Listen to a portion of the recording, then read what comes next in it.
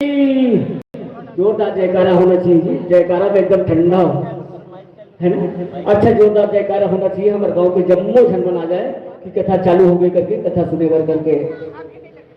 बोलिए परम पूज्य गुरुदेव नितिन साहेब की, सदगुरु कबीर साहेब की, साहेब की,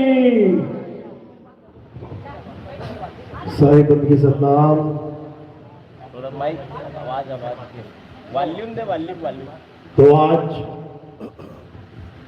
परम पिता परमात्मा की अपार कृपा से इस गांव में बंदी छोड़ के मूल ज्ञान का प्रचार प्रसार होने जा रहा है। बहुत बड़े भाग होते हैं उन जीवों के जो अपने पूरे जीवन काल में एक बार भी इस मूल ज्ञान को सुन पाते हैं, और उससे भी बड़े भाग होते हैं उन जीवों के जो इस मूल ज्ञान को थोड़ा सा भी समझ पाते हैं। पहली बात तो सुनना ही बहुत मुश्किल है, बहुत दुर्लभ ये सत्संग होता है, जल्दी सुनाई भी नहीं देता, और अगर सुनाई दे भी जाए तो दुविधा ये है कि ये समझ में भी नहीं आता। यानी बहुत मुश्किल है इसको समझना। आम इंसान के बस की बात नहीं है कि इस सत्संग को कोई समझ पाए। आम इंसान के पास इतना विवेक नहीं होता कि वो इस सत्संग को सुन के इस पर चिंतन मनन करके इसका निष्कर्ष निकाल पाए। निष्कर्ष निकालने के लिए बहुत बड़े विवेक की जरूरत होती है। इसीलिए कबीर साहब समझा रहे हैं, लाखन में कोई समझ न पाई है और कोटि मध्य जानेंगे, कहें कबीर सुनो भाई साधु, हमें बिरले हंस पहचानेंगे। कहते कोई बिरला ही होगा लाखों करोड़ों में जो इस सत्संग को सुनकर और कोटि मध्य जानेंगे, कहें कबीर सुनो भाई साधु, हमें बिरले हंस पहचानेंगे। कहते कोई बिरला ही होगा लाखों करोड़ों में जो इस सत्संग को सुनकर सत्य असत्य का निबेड़ा कर पाए। सत्य क्या है असत्य क्या है इसको समझ पाए, ऐसा कोई बिरला ही होता है। तो आज सत्य क्या है असत्य क्या है इसी पे निर्णय करेंगे, और आपको वो रोशनी मिलेगी, वो राह मिलेगी जिस पे चल के आप अपने जीवन को सफल कर पाएंगे। अगर हम अपने जीवन को सफल नहीं कर पा रहे हैं तो कारण केवल एक है कि हम सत्य को पहचान ही नहीं पाए।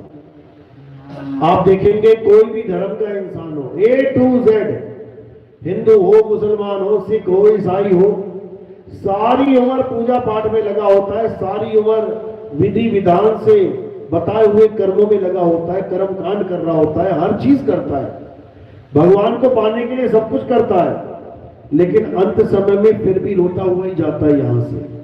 जब वो रोता हुआ जाता है, गिड़गिड़ाता हुआ जाता है, दुखी होकर जाता है, इससे ये प्रमाणित होता है कि उसको अंत में वो नहीं मिली वस्तु जिसका वो सारी उम्र इंतजार करता रहा। यानी उसका अंत भला नहीं हुआ, और कहा भी जाता है अंत भला तो सब भला। अगर अंत ही भला नहीं हुआ तो सब कैसे भला होगा। तो हमें अपना अंत याद करना है, हमें अपनी मृत्यु को याद करना है कि इस काया को छोड़ना पड़ेगा। इससे पहले कि मौत आए हमें मृत्यु पे विजय प्राप्त करनी है। हमें ऐसा काम कर जाना है जिससे ये मौत भी हमारा कुछ ना बिगाड़ पाए। बस इसी ज्ञान को समझाने के लिए कबीर साहब इस संसार में आते हैं, ताकि अंत समय में जो महादुख तुम्हें मिलने वाला है वो दुख आनंद में बदल जाए। साहिब समझा रहे हैं, जिस मरने से जग डरे मेरे मन आनंद, और मरने पर ही पाइए पूर्ण परमानंद। मरता मरता जग मुआ, मरना जाने ना कोई, और ऐसी मरनी जो मरे बहुत ना मरना हो। कहते हैं हम यहां तुम्हें भगवान के नाम जपवाने नहीं आए, हम यहां कोई पूजा पाठ हवन यज्ञ आरती चौका कराने नहीं आए, हम यहां तुम्हें तुम्हारे आत्म स्वरूप का भेद बताने आए हैं, जिसे प्राप्त करके तुम्हारा जन्म सफल हो सकता है।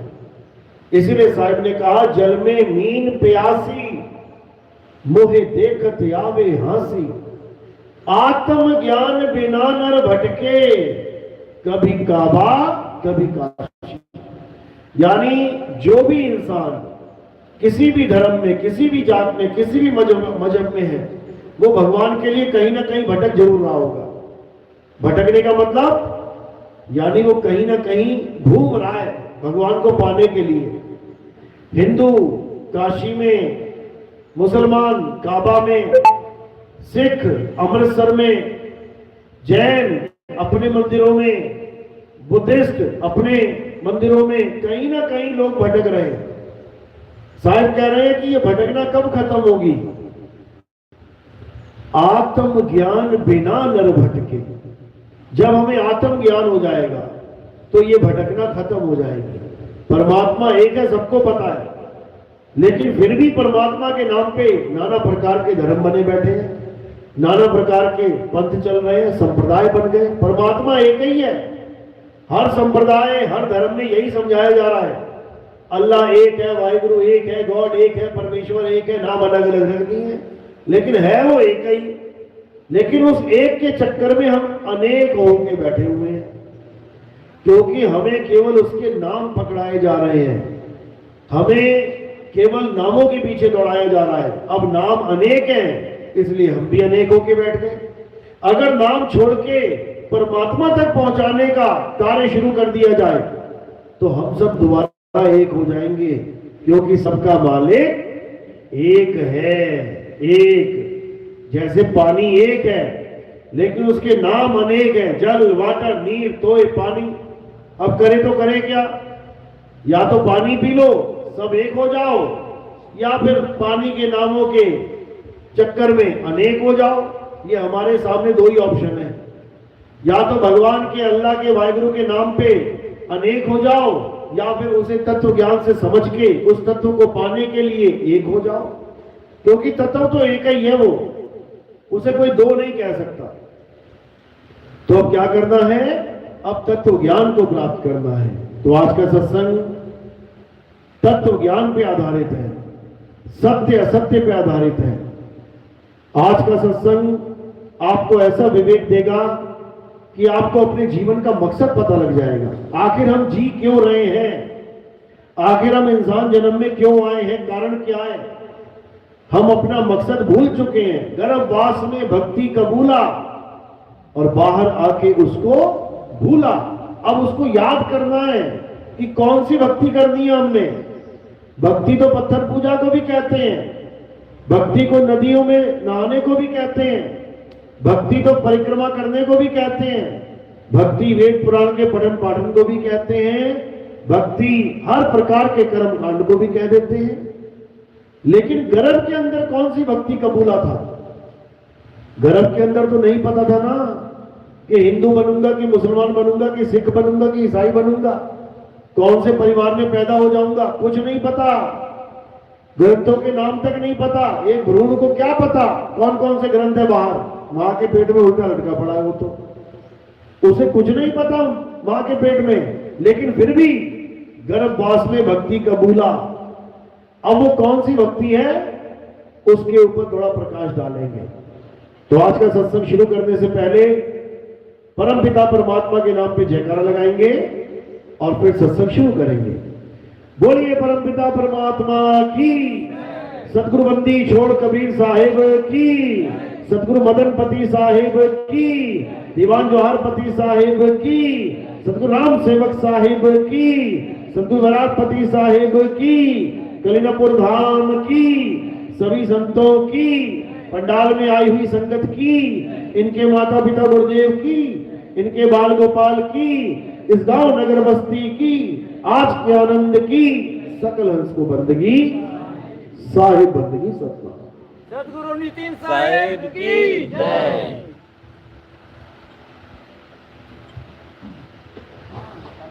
तो कबीर साहब हमें वो तत्व ज्ञान देने आते हैं ऐसा तत्व ज्ञान देने आते हैं कि जिसे समझने के बाद कोई दुविधा रह ही नहीं जाती, संशय नाम की हर चीज खत्म हो जाती है, हमें मार्ग बिल्कुल साफ दिखाई देने लग जाता है कि हमने जाना तो जाना कहां है। कबीर साहब यहां पे कोई नाम जपवाने नहीं आते कि हिंदू है तो राम राम जप ले, मुस्लिम है तो अल्लाह अल्लाह जप ले, सिख है तो वाहिगुरु वाहिगुरु जप ले, ईसाई है तो गॉड गॉड जप ले। ये काम तो हम पहले से करते आ रहे हैं। कबीर साहब को इस दुनिया में आने का मकसद ये नहीं है कि नाम जपवाना है। क्या कबीर साहब ना आते तो क्या दुनिया में नाम नहीं जपे जा रहे थे? अरे आदि काल से नाम जपे जाते हैं। कोई ओम नमः शिवाय जप रहा है, कोई राम राम जप रहा है, कोई हरे कृष्णा जप रहा है, कोई राधे राधे जप रहा है। नाम तो शुरू से ही जपे जा रहे हैं। कबीर साहब के आने का क्या मकसद था? क्या कबीर साहब फिर से राम राम जपवाने आए थे? बिल्कुल नहीं। कबीर साहब के आने का तो मकसद बिल्कुल न्यारा है, बिल्कुल अलग। क्या मकसद है उनका? वो नाम जपवाने नहीं, नाम छुड़वाने आते हैं। वो छुड़वाने आते हैं। लेकिन दुख के साथ कहना पड़ रहा है कि कबीर पंथी भी नाम जपने में लग गए। कबीर साहब नाम छुड़वाते रहे और कबीर पंथी नाम जपवाते रहे, तो कैसे बात बनेगी? वाणी कबीर साहब की रोज गाएंगे, मोह को कहा ढूंढे रे बंदे मैं तो तेरे पास में, सबको रटी हुई है, रोज लगा लेंगे। अब वो वाणी में बोल क्या रहे हैं ये किसी को सुनाई नहीं दे रहा, ये कानों में उंगलियां डाल ली सबने। वो कह रहे हैं ना मंदिर में, ना मस्जिद में, ना काबे कैलाश में। वो कह रहे हैं कि मैं मंदिर में, मस्जिद में, कैलाश में नहीं मिलने वाला। तो बनारस में क्या बना हुआ है भाई? लहर तारा में इतना बड़ा भव्य क्या बना है? वो क्या कहते हैं उसको? मंदिर। कबीर साहब मना कर रहे हैं ना मंदिर में, और कबीरपंथी मंदिर बनाने में लगे हुए हैं। लाखों करोड़ों अरबों रुपया खर्च कर दिया मंदिर के नाम पे। राजस्थान से संगमरमर ला ला के लगाते जा रहे हैं, लगाते जा रहे हैं, रुकने का नाम ही नहीं ले रहे। कबीर साहब मना कर रहे हैं ना मंदिर में, और वो दे मंदिर दे मंदिर दे मंदिर। तो कहां से कबीरपंथी हो गए भाई? साहिब समझा रहे हैं ना मंदिर में, ना मस्जिद में, ना काबे कैलाश में, ना मैं जप में। क्या कह रहे हैं? ना मैं जप में। और कबीरपंथी क्या कर रहे हैं? दे नाम जाप, दे नाम जाप। एक नहीं 5-5 लेके बैठे हैं। एक भी लिए होते तब भी समझ में आता है कि परमात्मा एक, उसका नाम भी एक। 5-5 नाम जप रहे हैं, आदि नाम, वज्र नाम, ये नाम, वो नाम। बताओ, अरे वो 5 गुण हैं उसके गुण हैं ये 5 गुणों को ही जपी जा रहे हैं, जपी जा रहे हैं, और तत्वों को नहीं जान पा रहे हैं कि तत्व क्या है। इसीलिए जन्म बर्बाद हो रहा है। कबीर साहब समझा रहे हैं कि जब तक तुम्हारे जीवन में तत्वदर्शी संत नहीं आ गया, जब तक तुम्हारे जीवन में सत्य तत्व का भेदी गुरु नहीं आ गया, तब तक तुम्हारा जीवन ऐसे ही बर्बाद होता जाएगा। तो साहिब समझा रहे हैं नाम जप में जपना छोड़ दो, नाम तप में ये तपस्या करना यानी शरीर को कष्ट देना छोड़ दो। कई लोग सोचते हैं कि जब तक मैंने शरीर को कष्ट नहीं दिया तब तक परमात्मा मुझ पे मेहरबान नहीं होगा, तब तक परमात्मा मुझे नहीं मिलेगा। अब कष्ट देने के लिए क्या करते हैं? उल्टा लटक गए पेड़ पे, एक साल लटके पड़े हैं। किसी ने हाथ खड़ा कर लिया ऊपर तो 20-20 साल हाथ ही नीचे नहीं कर रहा है। कोई एक टांग पे खड़ा हो गया तो सारा जीवन एक टांग पे खड़ा हो जाता है। ये कष्ट देना ही तप कहलाता है। तो साहिब कह रहे नाम जप में, अगर कोई गुरु नाम जपवा रहा है कबीर पंथ में तो वो कबीर साहब का हंस नहीं है, वो निरंजन पंथी है, निरंजन का भेजा हुआ दूत है। कबीर साहब समझा रहे हैं नाम जप में, नाम तप में, नाम व्रत उपवास में। ये पूर्णमासी का व्रत रखवाने वाले साहिब मना कर रहे हैं कोई व्रत नहीं करना है, कोई व्रत नहीं करना। लेकिन ये देवव्रत पे व्रत, देवव्रत पे व्रत मना किया साहिब ने। साहिब मना कर रहे हैं आरती चौके को भी। क्या कह रहे हैं? अहंकार अभिमान में डारा, घट का चौका किया उजियारा। वो कह रहे घट का चौका उजियारा कर, और ये केला सेब संतरा और काजू किशमिश बादाम ये इसमें अटके पड़े हैं। घट के चौके का कोई ज्ञान ही नहीं है। तो कबीर साहब ने हर चीज दो पहलुओं में रखी है, एक अज्ञानियों के लिए और एक ज्ञानियों के लिए। तो अज्ञानियों के लिए जो कथा बताई गई है, कबीर साहब ने जो ज्ञान बताया है, उसे पवित्र ज्ञान कहते हैं। और जो ज्ञानियों के लिए उन्होंने ज्ञान बताया है, उसे मूल ज्ञान कहते हैं। तो जब धर्मदास जी को यह ज्ञान दिया जा रहा था और धर्मदास जी को यह समझाया जा रहा था कि तेरे पंथ में भी काल के दूत आ जाएंगे, मेरा नाम लेके 12 पंथ चलाएंगे, तो धर्मदास जी कहते महाराज फिर कैसे सत्य सत्य का निर्णय होगा? तो कबीर साहब ने कहा कि मैं 2 प्रकार का ज्ञान रख रहा हूं। कबीर सागर में 2 प्रकार का ज्ञान रखेंगे, एक मोटी बुद्धि के लिए और एक सूक्ष्म बुद्धि के लिए। उसको क्या नाम दिया? पवित्र ज्ञान। मोटी बुद्धि के लिए पवित्र ज्ञान और विवेकी हंसों के लिए मूल ज्ञान। तो धर्मदास जी को समझा रहे हैं, धर्मदास मेरी लाख दुहाई, मूल ज्ञान बाहर ना जाई, पवित्र ज्ञान तुम जग में भाखो। ये धर्मदास जी के नाम पे जितना भी आरती चौका ये सब चल रहा है, चलावा चौका, आनंदी चौक, ये सब पवित्र ज्ञान में आता है। ये सब पवित्र ज्ञान का खेल है। इससे मुक्ति मुक्ति नहीं होने वाली किसी की। हाँ, पवित्र आत्मा कहलाओगे, सत्संगी कहलाओगे, भगत कहलाओगे, कबीर पंथी कहलाओगे, इससे ज्यादा कुछ मिलने वाला नहीं है। तो धर्मदास जी को क्या कहते हैं? पवित्र ज्ञान तुम जग में भागो और मूल ज्ञान गुप्त कर राखो। मूल ज्ञान बाहर जो पढ़ी तो बिचली पीड़ी हंस न तरही। ये अगर ये मूल ज्ञान तुमने उस समय समझा दिया लोगों को, तो जब इसका असली समय आएगा, उससे पहले कई लोग ये बातें कर रहे होंगे मूल ज्ञान वाली, तो जीव उलझ जाएगा कि इसकी मानूं कि उसकी मानूं। इसलिए मूल ज्ञान को छुपा के रखना धर्मदास। तो धर्मदास जी ने कहा फिर ये उजागर कब होगा? कहते मूल ज्ञान तब लग छुपाई, जब लग 12 पंथ ना मिट जाई। कहते हम उसको छुपा के रखेंगे, मूल ज्ञान को इस संसार में उजागर नहीं होने देंगे। उजागर कब होगा? जब 12 पंथ का खात्मा हो जाएगा। 12वां पंथ कौन सा? हंस मुनि काल दूत का 12वां पंथ। यानी जो जेल में बैठा है, नाम नहीं लेता उसका मैं जल्दी, जो जेल में बैठा है बाबा 12वें पंथ का, वो हंस मुनि काल दूत है। कहते हैं जैसी उसको जेल हो जाएगी, उम्र कैद हो जाएगी, वैसे ही ये ज्ञान उजागर हो जाएगा। कौन सा ज्ञान? मूल ज्ञान। तो कहते हैं मेरे नाम पे काल भगवान ने 12 पंथ चलाए, जिसमें से 12वां पंथ का जो काल का दूत हंस मुनि दूत है, ये जब खत्म होगा इसका खेल, तब हमारा खेल शुरू हो जाएगा।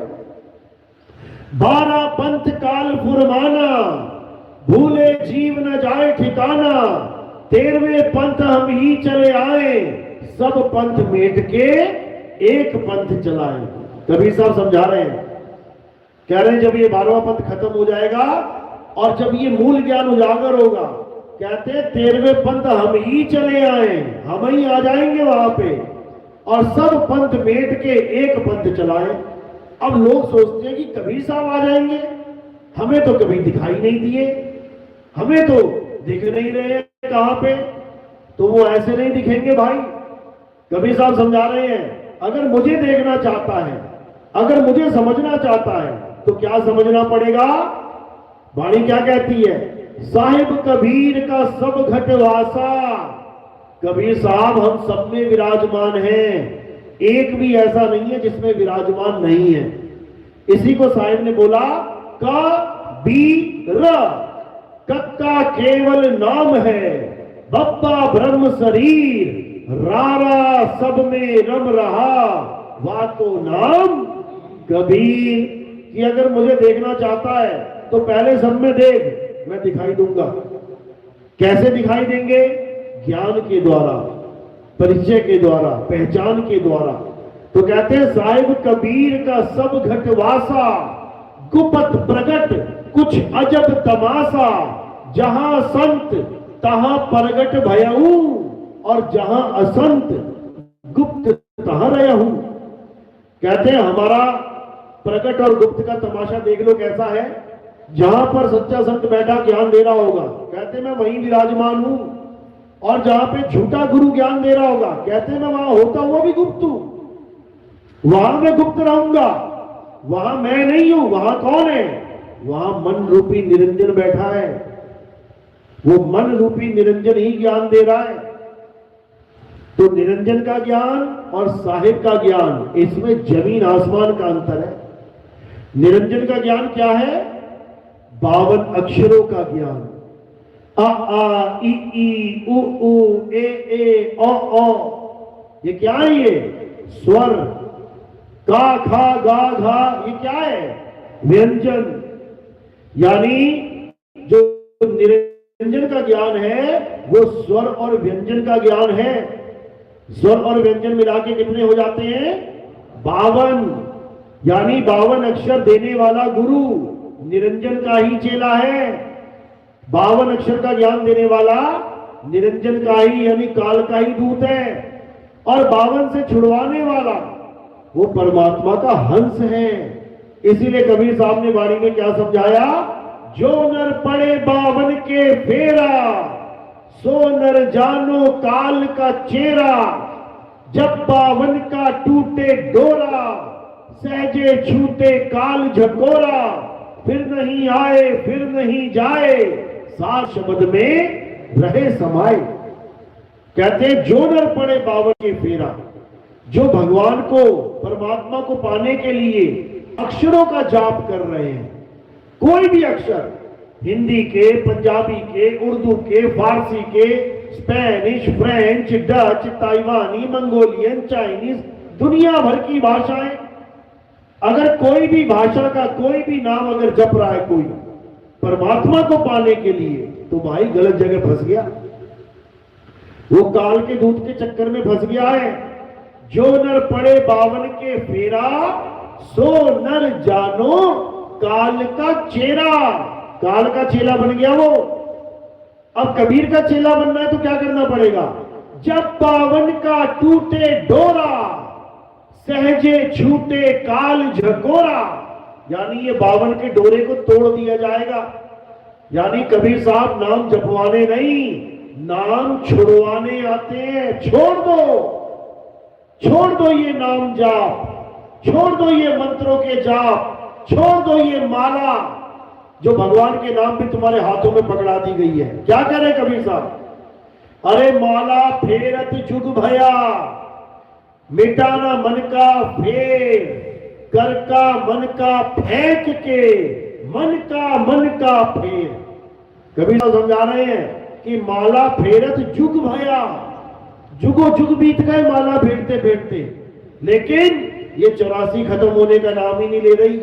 ये बार बार जन्म मरण का खेल खत्म ही नहीं हो रहा। ये कैसे खत्म होगा? जब 52 का जाल टूट जाएगा। कबीर साहब समझा रहे हैं गुरु ग्रंथ साहब में, 52 अक्षर लोक त्रय, सब कुछ इन्हीं माही, ये अक्षर खिर जाएंगे, वो अक्षर इनमें नहीं। यानी जो भगवान का, परमात्मा का नाम लेना चाहते हैं वो सावधान हो जाएं। परमात्मा का नाम किसी भाषा में नहीं आता कि हिंदू गुरु हिंदू चेला तो हिंदी में दे दिया, अरबी गुरु अरबी चेला तो अरबी में दे दिया, अंग्रेज गुरु अंग्रेज चेला तो अंग्रेजी में दे दिया, चाइनीज गुरु चाइनीज चेला तो चाइनीज भाषा में दे दिया, जापानी गुरु जापानी चेला तो जापानी भाषा में दे दिया। ऐसे परमात्मा नहीं मिलेगा भाई। तो कैसे मिलेगा? साहिब समझा रहे हैं, सोई गुरु पूरा कहावे, जो 2 अक्षर का भेद बतावे, एक छुड़ावे एक लखावे, तब प्राणी निज घर को जावे। यानी ऐसा गुरु अगर तुम्हें मिल गया जो 2 प्रकार के अक्षरों का भेद बता दे।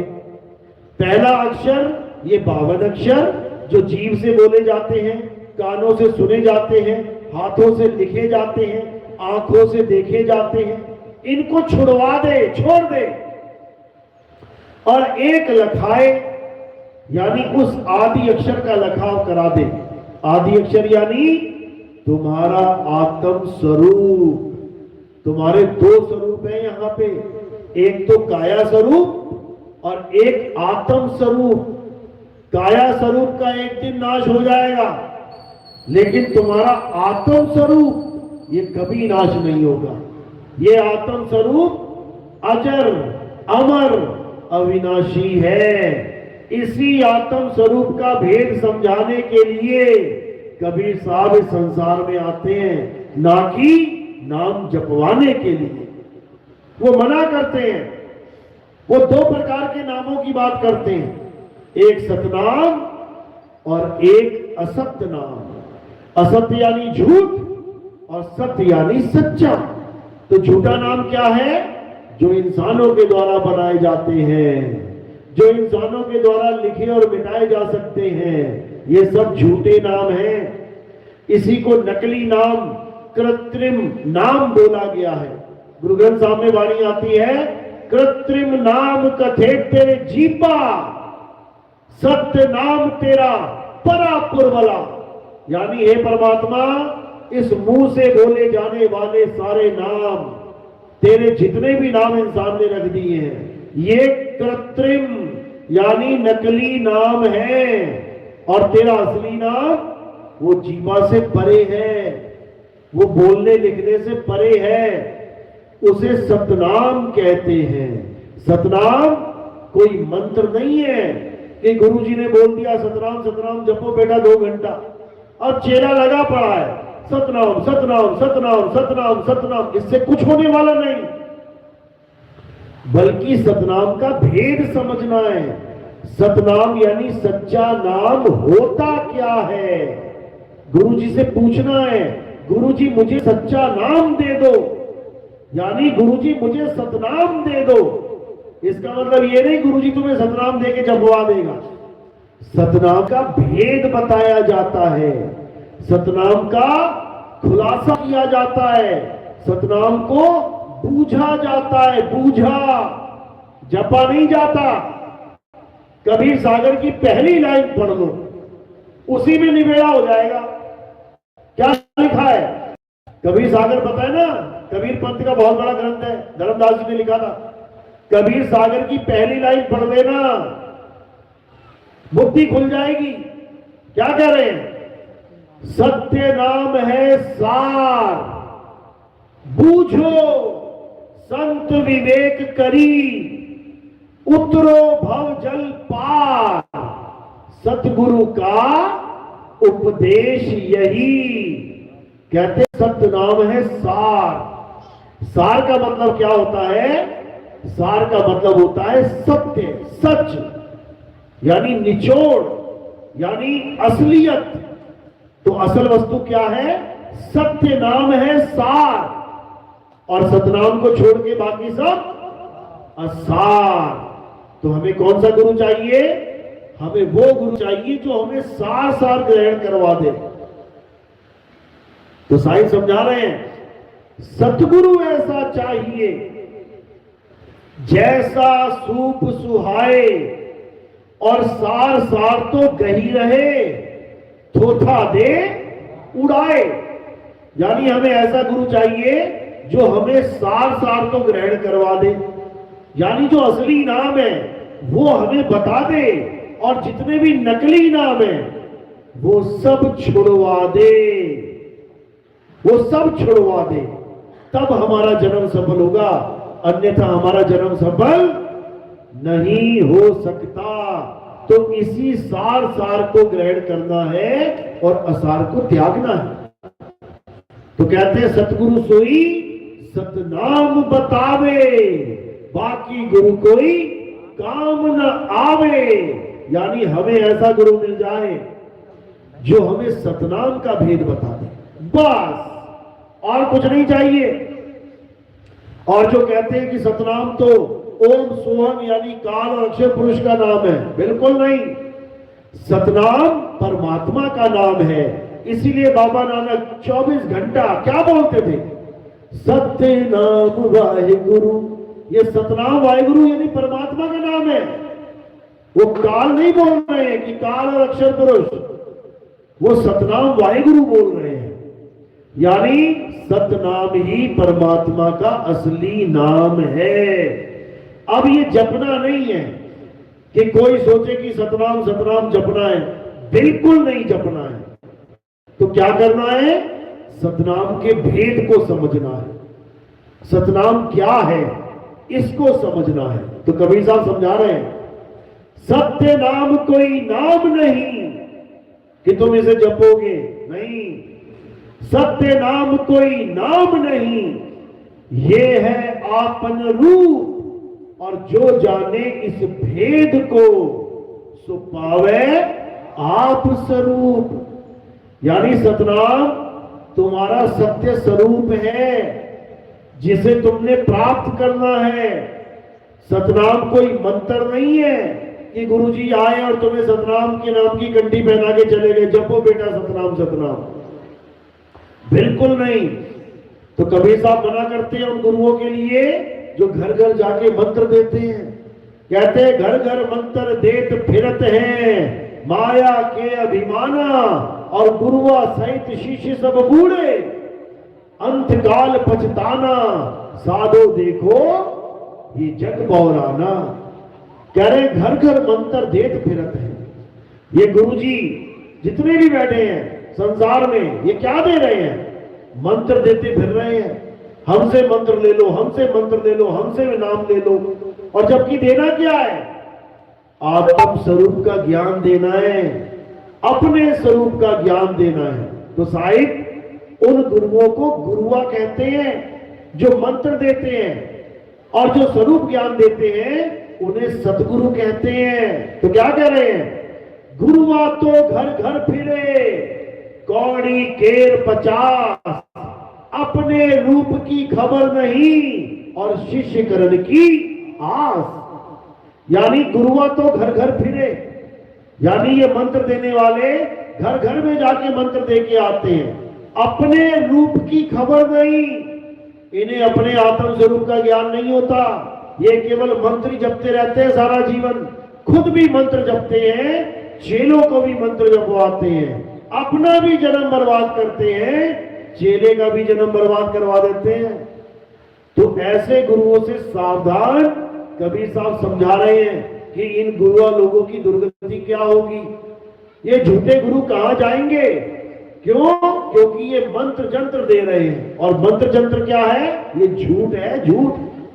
कबीर साहब समझा रहे हैं वाणी में, तंत्र मंत्र सब झूठ है, इनमें न भर में कोई, और सार शब्द जाने बिना कागा हंस ना होए।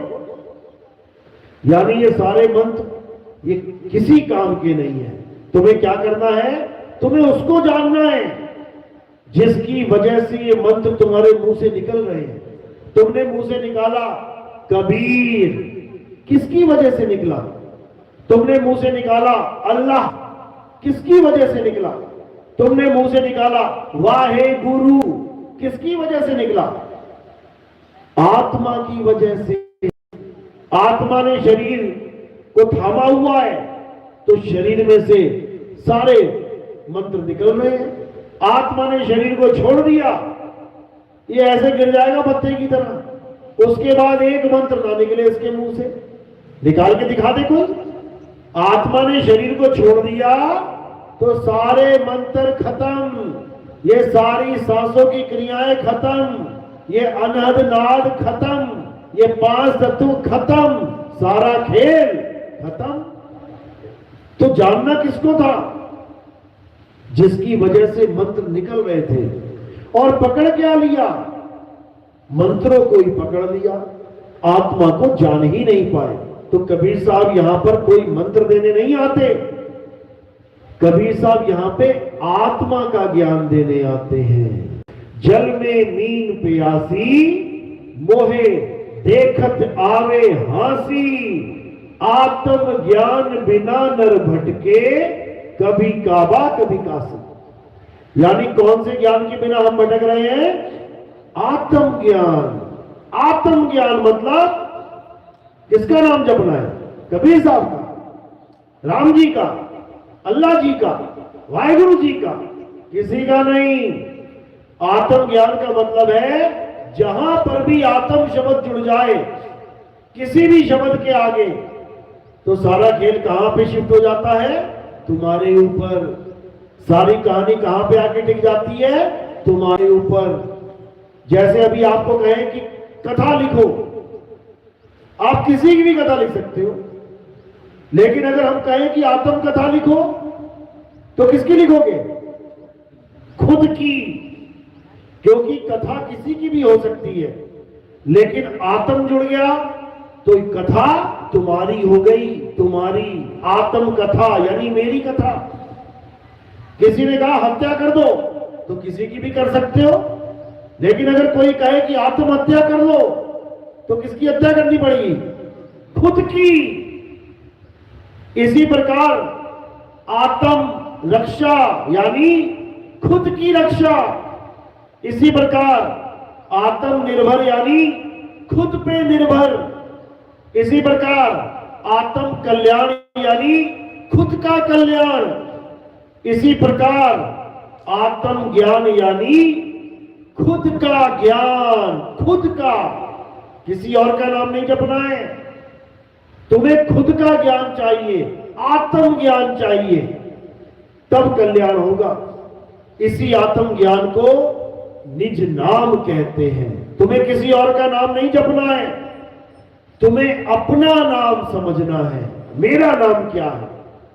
अपने नाम को जानना है। तो वाणी में क्या कहते हैं? तीन गुणों की भक्ति में भूल पड़ा संसार, और कहे कबीर निज नाम बिन कैसे लागे पार।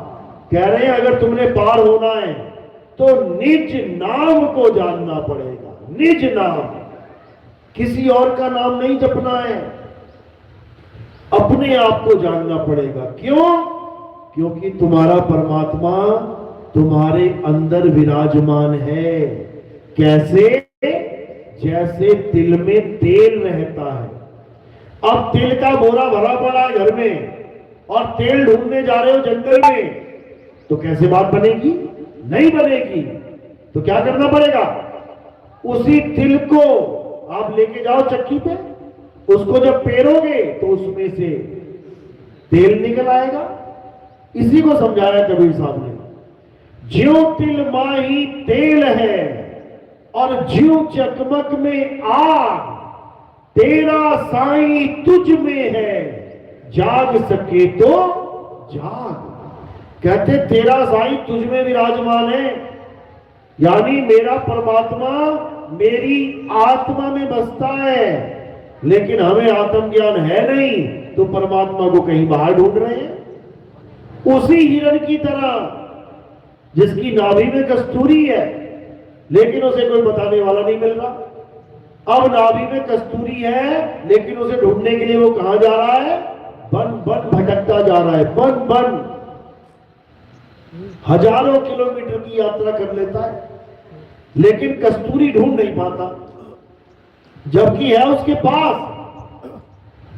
तो इसी को साहिब ने समझाया, कस्तूरी कुंडल बसे, मृग ढूंढे वन माही, और ऐसे रमता राम है, ये दुनिया जाने नाही। रमता राम। एक राम कौन है? दशरथ जी के बेटे। और एक राम कौन है? रमता राम। दशरथ जी के बेटे में भी जो रम रहा है, और तुम में भी जो रम रहा है, हम सब में जो रम रहा है, वो रमता राम है। उसको जानना है। तो साहिब समझा रहे हैं, एक राम दशरथ का बेटा, एक राम घट घट में बैठा, एक राम का सगल पसारा, एक राम तीनों से न्यारा। यानी चार प्रकार के रामों का कबीर साहब ने खुलासा कर दिया। पहला राम दशरथ का बेटा, यानी भगवान राम जो दशरथ जी के पुत्र बन के आए, यानी काया राम, जिसको देख के हम पहचान पाए कि ये राम जी हैं। आज भी फोटो राम जी की देख के पहचान जाते हैं। और दूसरा राम कौन है? दूसरा राम है जीव राम, जो सब घटों में बैठा हुआ है, हर शरीर में एक जीव बैठा हुआ है। इसी जीव के कारण हम जीवित हैं, यानी ये शरीर जीवित है। और ये जब जीव निकल जाएगा शरीर में से, तो ये शरीर निर्जीव हो जाएगा, जिसको कहते हैं मृत्यु हो गई।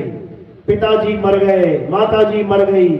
मर गई का मतलब ये नहीं मर ही गई, मर गई का मतलब है कि जीव ने काया को छोड़ दिया, चला गया। कहां चला गया? दूसरी काया में। एक शरीर छोड़ा, दूसरे में चला गया, दूसरा छोड़ेगा, तीसरे में चला जाएगा। ऐसे नाना प्रकार की योनियों में भ्रमण करता जाएगा। आज इंसान है, कल को कुत्ता, बिल्ली, हाथी, घोड़ा बन जाएगा। नाली का कीड़ा, मक्खी, मच्छर, सांप, बिच्छू बन जाएगा। हर प्रकार की योनि में भ्रमण करना ही पड़ेगा।